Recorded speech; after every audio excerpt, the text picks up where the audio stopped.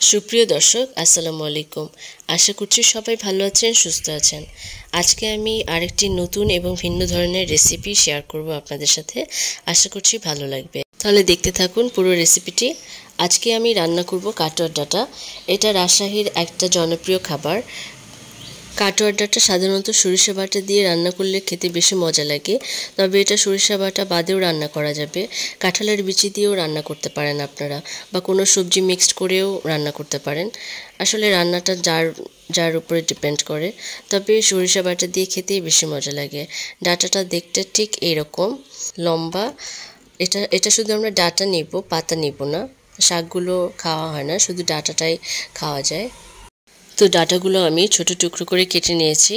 যেগুলো একটু মোটা ডাঁটা সেগুলো মাঝখান থেকে কেটে নিয়েছি, তাহলে সিদ্ধ হতে সুবিধা হয়।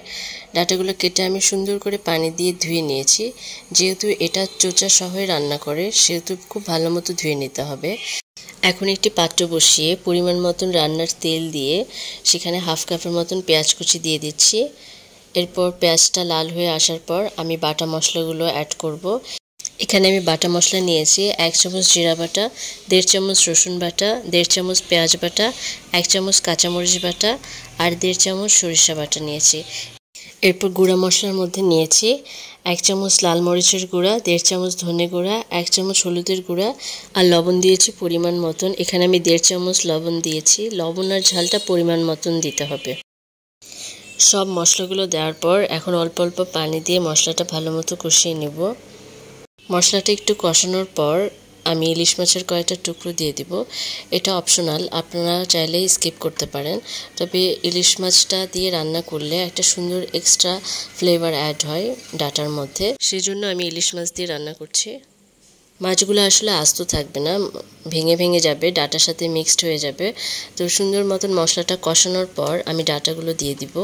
ডাঁটাগুলো দেওয়ার পর আমি অল্প অল্প করে পানি দিয়ে ডাঁটাটা সিদ্ধ করে নেব।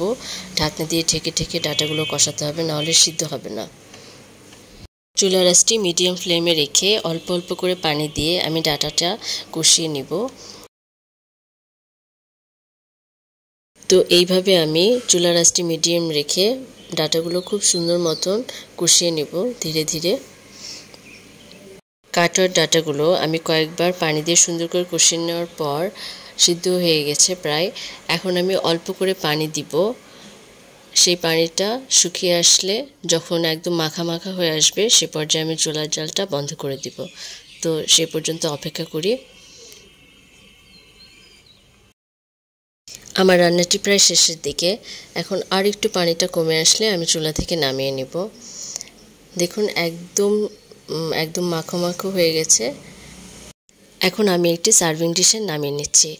আপনাদের যদি রেসিপিটি ভালো লাগে তাহলে পুরো রেসিপিটি ফলো করে বাসায় একবার ট্রাই করতে পারেন।